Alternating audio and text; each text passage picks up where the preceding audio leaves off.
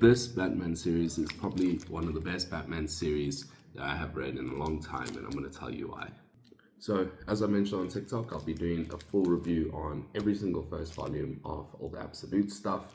If you want to check my TikTok down below, it'll be down below in the description, as well as other links. I'll also start streaming on Twitch again, on my main Twitch account, which is at CarloBruh. You should also see that in this description. But yeah, so this is going to be the first review, which is going to be Batman. I think it's the best way to start is by talking about Batman Volume 1, or Absolute Batman Volume 1 by Scott Snyder. So, as you may know, or don't, maybe you don't, but the new Absolutes line is a new line by DC. I don't know how long it's been running, but it's quite relatively new. Basically, it's a new universe. A lot of dark side stuff happened for this new universe to happen, and that's what we're going to be talking about. So we're going to be talking about Volume 1 of Absolute Batman. So Absolute Batman Volume 1, it is by Scott Snyder, as I mentioned in the intro, and we got art by Nick Dragotta and Frank Martin. Really good art. I think we can start on the art. So the art in this book is great. Like, really fits with the gritty theme of everything.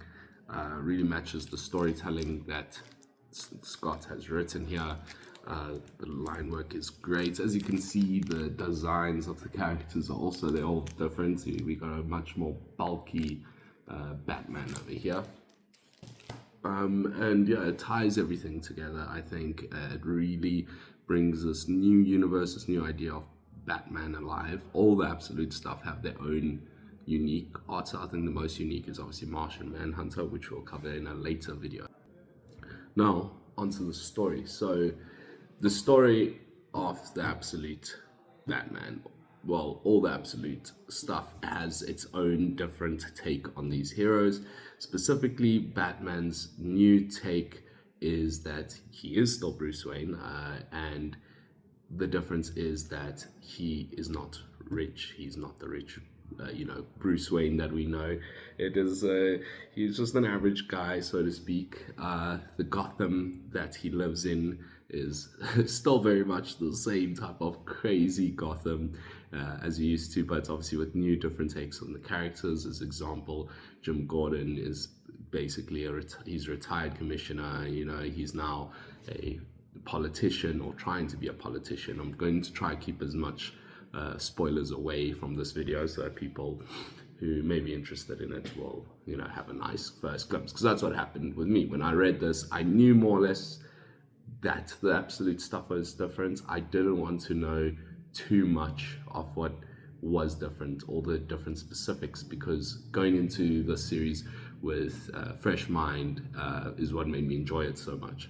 So Volume 1, we basically kind of cover a lot of who this new version of Bruce Wayne is, his friend group,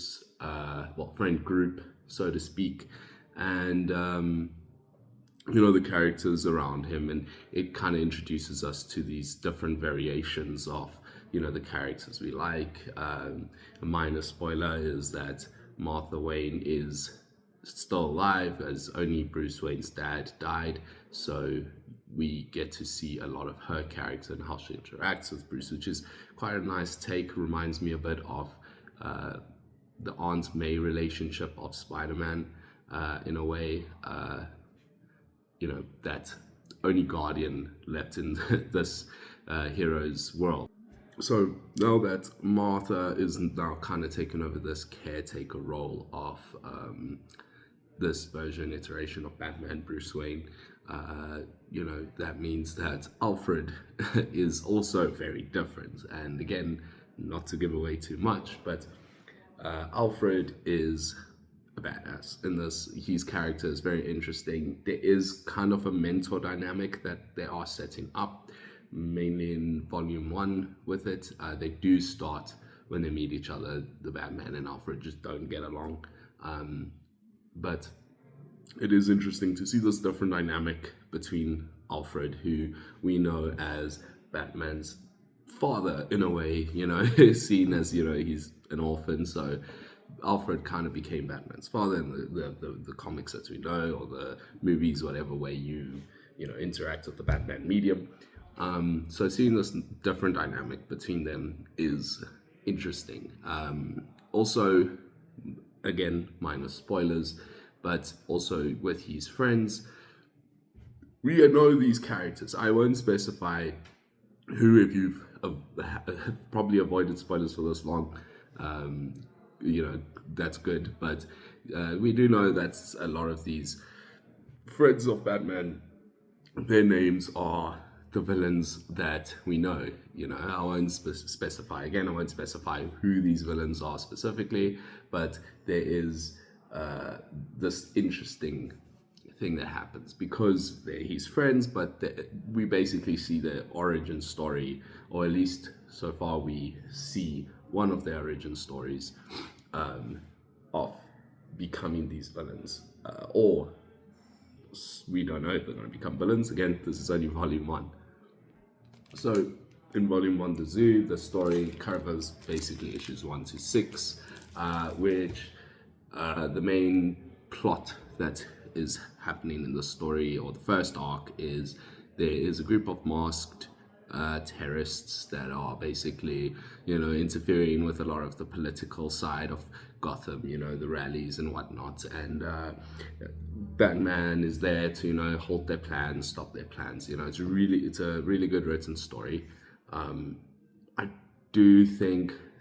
feel like specifically in this arc there's a lot more that could have been done with I guess their motives of the party animals, and Black Mask being whole behind it and everything. It did feel like the first arc ended a bit abruptly, going in, it is to set up the next arc, and so, but